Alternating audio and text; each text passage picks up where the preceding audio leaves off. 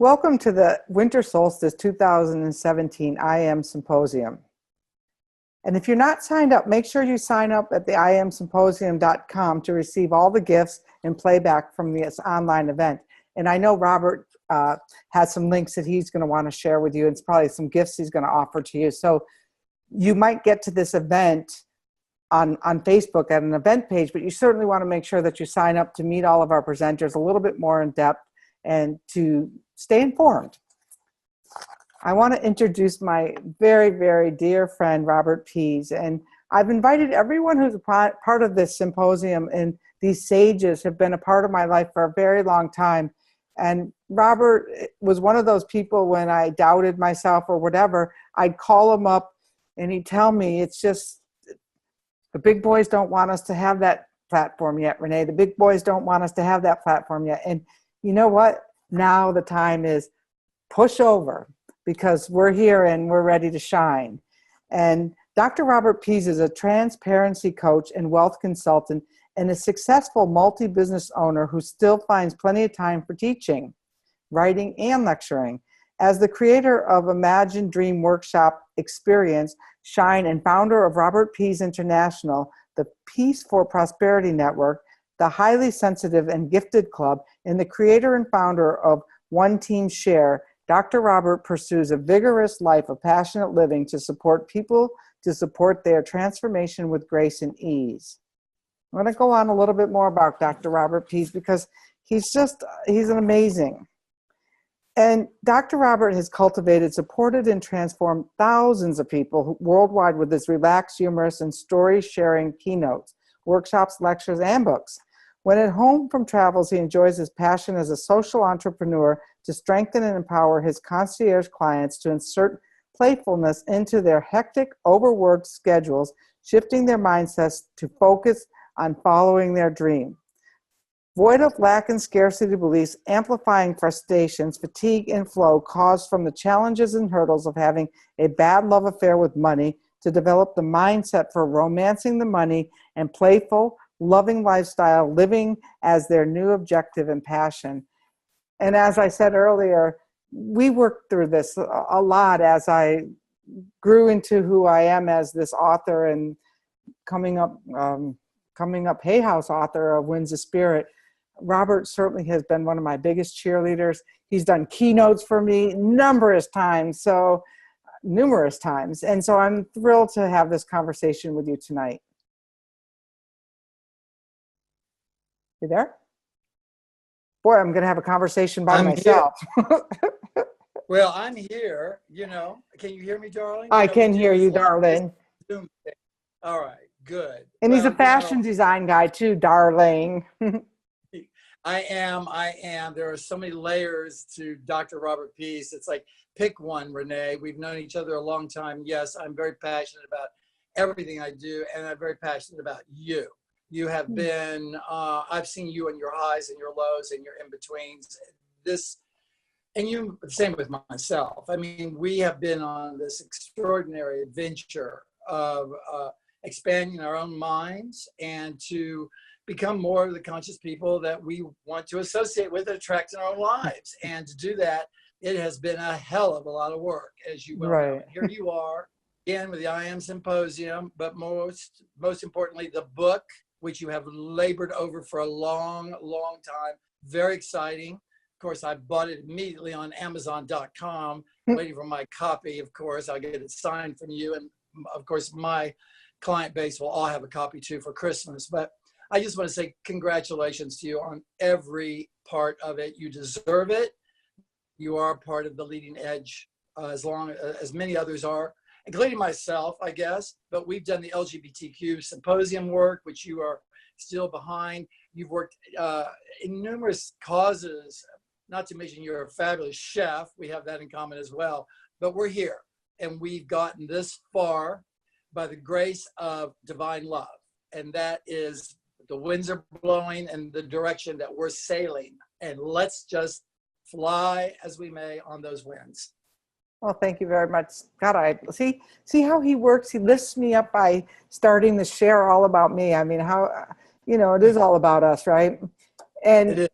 it really is. But I want him to share, he understands business. And one of the things that we've always had together is this love of business. And a lot of people always thought, oh, that's a separate thing, spiritual and business. And it's not. It's really not. And whether it's a job you're working or anything, and Robert knows this about how you show up in your life is how you show up in your life. So why don't you talk to us a little bit about that? Gosh, visibility, my biggest dream for everybody. Authenticity is a nasty word, because the minute we say it, everybody goes, yes, yes, yes. And they run as fast as they can in the opposite direction, because we don't know what that means. We think it means something about exposure. It means that some part of us is going to be shown by other people as the bad or the dark side of us. But it doesn't mean that at all. It means revelation. It means to reveal ourselves and to show up in all aspects of who we are. We all have versions of ourselves, right? We've been a version, like a version, touched for the very first time. I love it. But like the versions that we have with our family or our friends or our coworkers, there's an aspect of us that always is the part we're playing. But really, it's not that it's a fake part. It's just one aspect of who we are. And all those versions, bring them together, because that's the beauty of us. We are all these aspects, like a peacock with many feathers. And once we show ourselves, we reveal ourselves in all of our aspects, not just the one to each individual kind of person we meet, but just to be ourselves in all ways. Then the part of us that the people want to see the most, that's what's going to shine to them. And the other parts of us are still there as well. So imagine yourself being in a hub, and you have many spokes or many versions of yourself, and you're playing out each one of those individually with different people. It gets very tiring, and the world gets exhausted from playing those different roles and trying to connect the dots. Imagine yourself in the center of it, and you're the hub, and you're connected to all those parts of yourself, almost like an air traffic controlman. And from that place, you are navigating beautifully each line of connection, each contact with different kinds of people, and you're whole in that place. And they then connect with each other into a greater hub, which makes a wheel of movement, of ability to grow and expand ourselves. That's when we are feeling that whole perfect completeness, because we're no longer hiding some aspect that isn't as bright and shiny as maybe another part of us. The part of us that is dull and boring, or sometimes isn't funny, or doesn't bathe every day, or can be vulgar, or can be sweet, or be kind, or generous, or hateful. There's so many aspects of who we are. We're entitled to be all of them simultaneously. And that, to me, is the revelation we're under. We're in an emergence, Renee, an enormous emergence of becoming ourselves for the very first time. And as we awake in that respect, we become more comfortable in our skin, and we can show up right now, who we are in all times and all places, anywhere we go, with anybody we meet. And that's really the greatness of authenticity, if we use that word. It's such a great word. I remember back when my biggest complaint was, I'm working too hard. I'm going here, and I'm being a cook over here, and I'm doing this. And finally, when that day when it all integrated, that if I want to go teach the kids how to cook on a Friday night, that's me shining there, and it's not separate. It's just, hey, if I could catch a few in the kitchen before they become addicts, then great, good. So I get that. And so this authenticity and showing up, what's the biggest fear people face in showing up in their lives? Have you uncovered in your work? Well, again, in the shine work, great question. In the shine work, I was always saying, you just need to show up. That's 99% of the deal. And everybody go, yeah, let's show up. And then they wouldn't. And they go, okay, what happened? Way, And what I realize is that it's still that fear of exposure versus reveal. When we're revealing ourselves, then we are in control of that. We're managing the way and the temperature of our coming to oneness. But when we feel like it's an exposure, when we feel like we're being, pointed out, made example of, or being shown up in a gesture of ridicule or shame, blame, or guilt by family or friends or whoever, then it feels threatening. And there's been so much threatening that people are now conditioned to it be more about exposure than their opportunity to be in revelation, to reveal themselves. And that's where the shift is. I've realized it's not about showing up and saying you got to get out there, you got to come out of the closet like the gays did, or women are doing more and more as they unite together in the world. But in the sense of being able to just be who you are and feel good about that without shaming or blaming yourself. When we make ourselves an example of all the lessons we've learned, and we say, I'm not perfect, but I'm perfect for love. I'm perfect in the sense that I get you because I get me. I can be compassionate. I can be patient with your pain now because I've learned to become more patient with my own. And it's a heart song, as you well know, with your new book. You speak so much of the revelation of the heart. It is about us just being sincere from that place, from the heart place, not from what the monkey mind keeps telling us we can and cannot do, should or shouldn't do. And as we do this more, we're able to just kind of shine from inside out. It's not a spotlight, because I come from the theater, as you well know, 18 years of theater, 18 years with the military, running special services and recreations. I've had 36 years of being somewhat in the spotlight, but I never really was. I wasn't the actor. I was the producer, the director. I was behind the scenes guy. And so I really didn't get it. But here's what it is. The shine and the spotlight is not when we step out on the stage. It's not the light from beyond that comes down and focuses on us in front of the audience. It's the light that's within us that shines from within out to the audience. That's the light that we are beginning to realize that needs to show up. Not the one from outside revealing us or exposing us to the world, but the one that's going to allow us to just shine our brightest self, be our expert self, be whoever we are, whether it is the kids cooking on Friday night, the co-currents working with, we're in the community of whatever. If we're doing Circus du Soleil, it doesn't matter. It's all about having fun, enjoying life, and just being really true to ourselves in that moment. That's what it's about. At least for me, you know that. And it's the truth is, hey, you might want to push over a little bit. You're kind of going off the spotlight over here. I want to get you in this more. There you go. He's talking about being in the center, and he's fading off the left side of the stage. I'm gonna hide off. I'm gonna go over here and hide. Yes. He's still hiding. That is so the truth is that light that shines from inside, and it doesn't matter what you do, and when you find that, to me, is the awakening, when you realize that it's just all that perfect of that eating that one strawberry at dinner with a friend. Remember that night we had that great dinner? And being present with another person, another heart, that's as good as it gets. And that's a lot. And you keep looking. So what could people do at this time of the year when it's the solstice time? It's that time of going, that time of darkness. What's a good thing to do with your heart when it's a time of introspection, to make sure when you come back out in the spring, you're your full present self? Well, like the bears, they hibernate and they get fatter. We don't want to do that.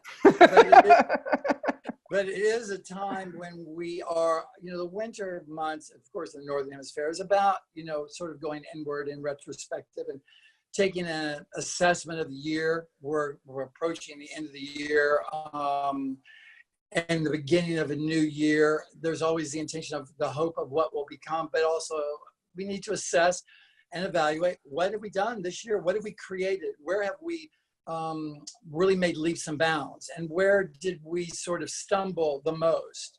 not from a point of criticism in terms of ridicule, but constructively. Did I accomplish my dream this year? Whatever that is. Am I still following it? Was I able to finance my dream a little better than the year before? Did I ask for help more than I usually have in the past?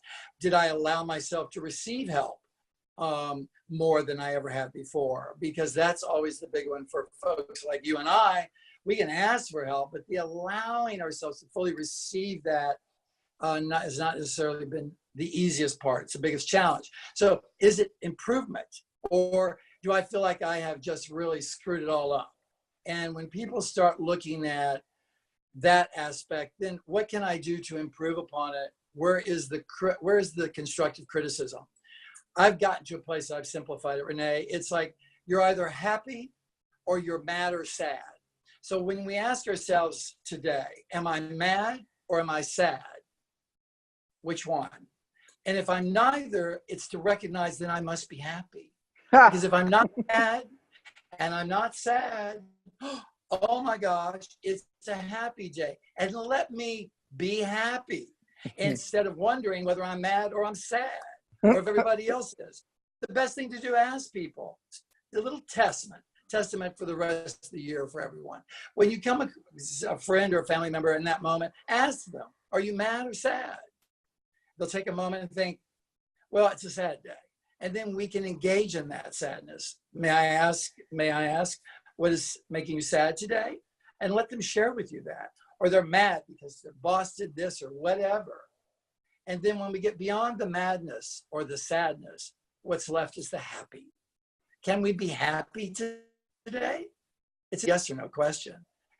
We can usually decide, I can be happy. I can go beyond the mad or sad to the place where I'm always happy, beyond the mad or sad. So I've gotten real simplified with this, Renee, because of all the work and the studies and everything I've done inside myself. I wake up every morning, the first thing I say is, what shall I create today? I rub my hands together. For me, life is this extraordinary journey. I live it. You know me well. I've been through so many multiple traumatic situations, near death, etc., war, all kinds of stuff that, could define me, but it doesn't define me anymore. What defines me is when I wake up. If it's a creative moment, am I mad or sad? I'm neither. I'm happy today, and I'm going to show up in that happy. That becomes the song I'm singing anymore. What about you? I'm singing that. I'm singing that same song, and I mean, for years that I was mad and sad, and now it's like, and it's like it's a real state of being that you really can really enjoy your life and show up. And I work in treatment, and so to me, this is recovery at its finest. Is how do you show up today? Happy or sad? I like that. Happy, mad, or sad. Today I'm going to be mad. And you know what? And being okay when you're mad. It's okay to be mad. You can still be happy. You can right. be happy while you're... Right, exactly. And we tend not to. We think that being mad or sad means I cannot also be happy. Right. The happiness then. I can be mad at something, angry about it, work through that with myself or with other people. It's about sharing it. Right. And we tend not to do that a lot. And in terms of treatment, working in co-occurrences especially, people are dealing with so many layers nowadays. There is no one treatment for us. We are dealing with drug therapy. We're dealing with co-occurrences with depression, bipolar, multiple personality disorder, paranoid schizophrenia. People are dealing with so many layers of information that are bombarding them. They're not functioning in a happy place because they're being bombarded continuously by this outer experience that is impacting their lives, forgetting that they are not that. That is just an occurrence that's coming towards them like a wave. The happiness is still inside. Even if they're mad at the government, or they're mad at their boss, or they're mad at their girlfriend or their husband, or whoever, it doesn't mean it has to be real on the inside.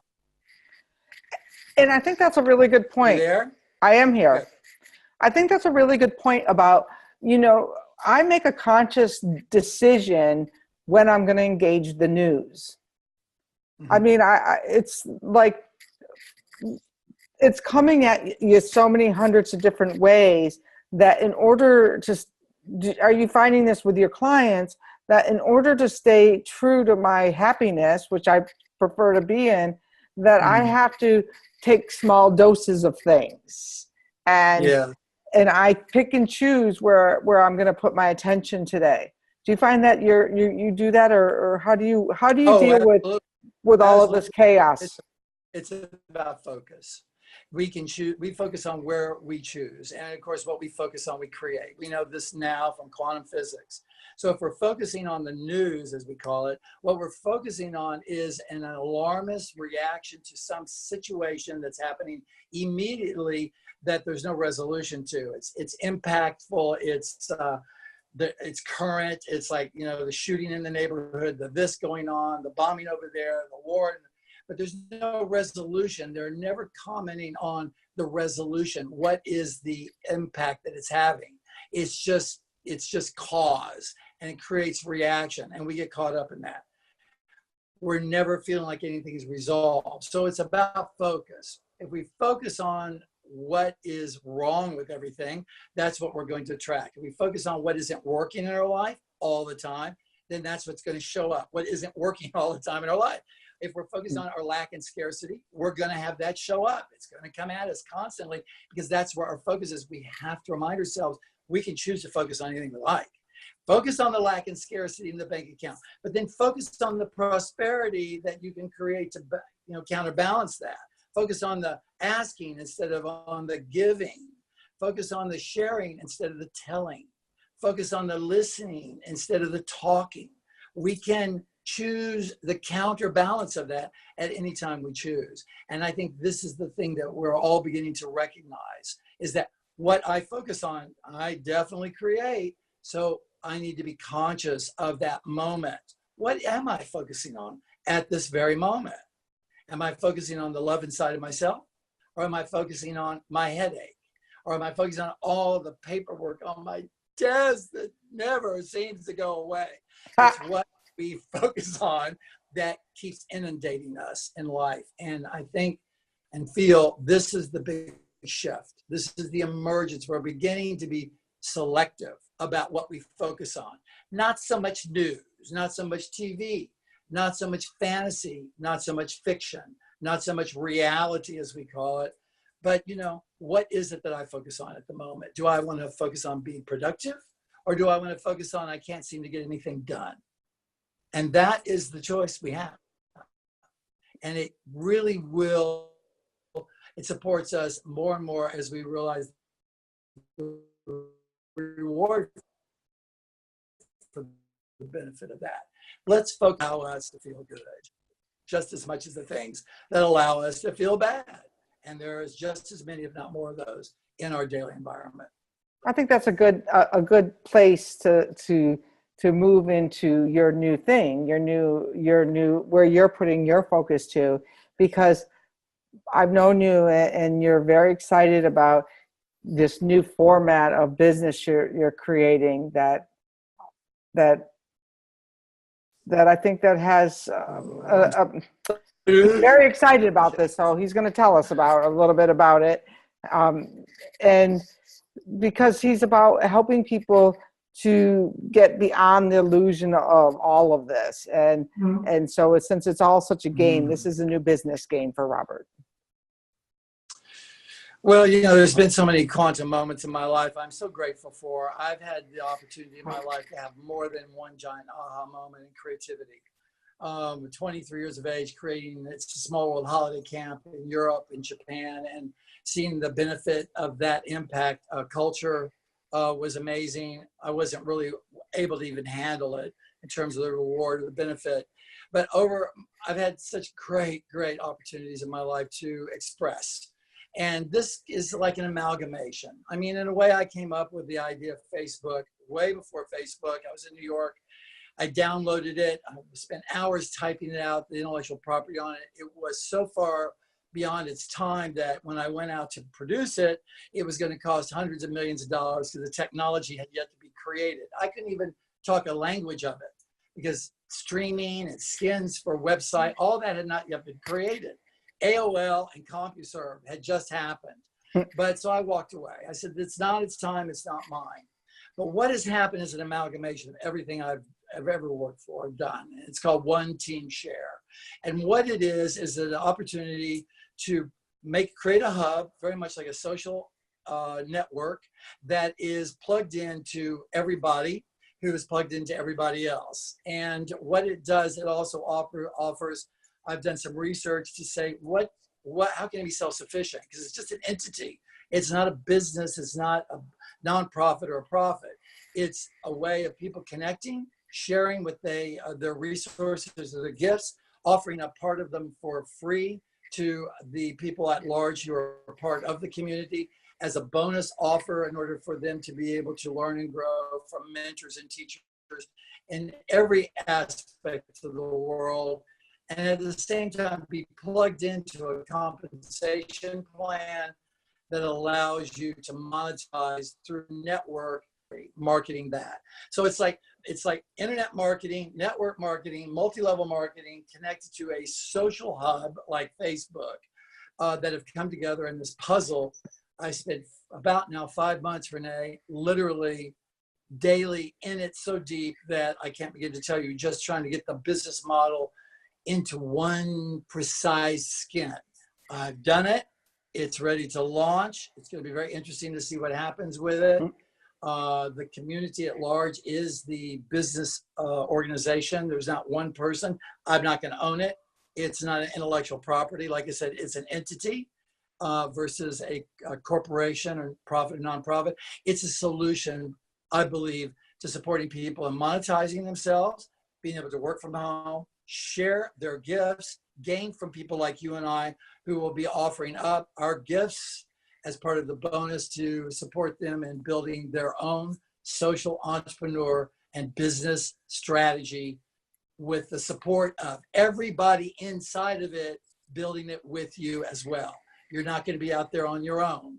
You're going to have a library and an archive of information on everything you could ever imagine from all the experts who are involved. So it's kind of daunting and large, but at the same time, it's a simple process.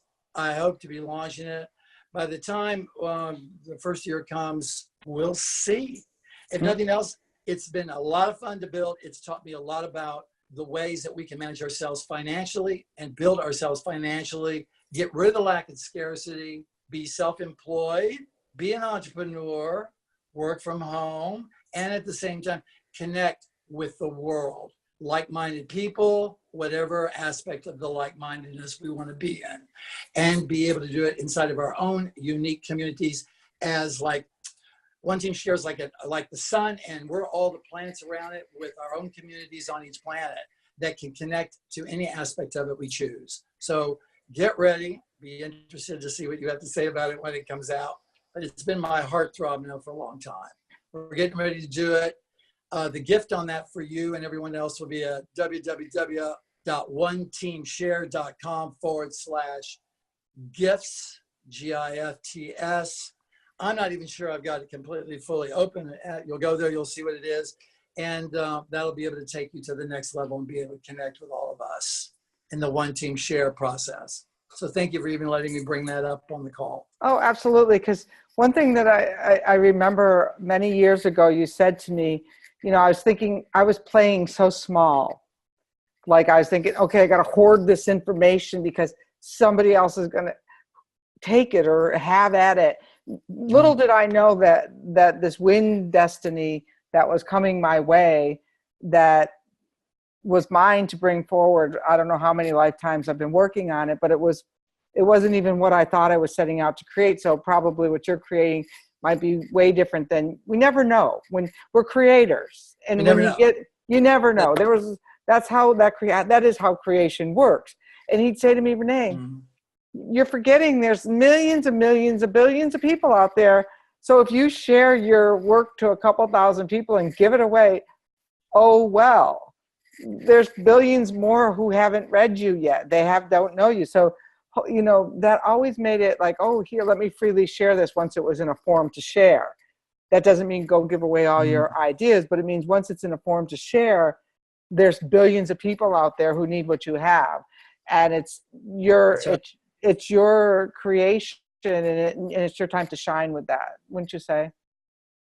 Well, yeah, it's visibility. Again, if you're not broadcasting, no one can find you. And I always say to everybody, they're in a lack or scarcity on some level or another. I go, well, so in what way are you broadcasting? But they go, what? I go, broadcasting. Where are you broadcasting to whom? Because there's lots of people who are looking for you, looking for your gifts, looking for your ideas, looking for your friendship, looking for your love, looking for your support, looking for a lot of things that are Renee Baribeau. But if you do not broadcast in a voice that's clear, conveying your message, which is what we've all been honing our skillfulness in, conveying our message in such a way on a pathway that invites people to play with us. Once we get that piece, then we share it, we broadcast, they can find us. And they go, there you are. I've been looking for you my whole life. I didn't even know it. There you are. And they come. And then we get to co-create together and collaborate. Absolutely. We all have this ability. We all have something special to share with each other, for sure. Visible, broadcast. And that's what we've been doing here on the I Am Symposium 2017. And I really want to thank you. And I look forward to our next parts of our creative journeys together, because I think that's what it all really amounts to. And for those listening and watching, make sure you sign up for the link at the iamsymposium.com so you get his link and, start into that social hub of all these people who really need what you have to offer. And I guess I should do a little plug, and make sure you go over to amazon.com and pre-order Winds of Spirit, or go to my website if you want that signed copy. But in the meantime, just make sure you get it, because this is what it's all about. This is the creation, and you're part of that creative hub, and the winds have been there since the very beginning of time. Get her book. Get her book, amazon.com or her website. You're so with cute. Your friends, support the beauty of what she's created here and pay it forward, as we all have. Thank you, Renee, for having me on the show. Thank you very much for being here and taking your time.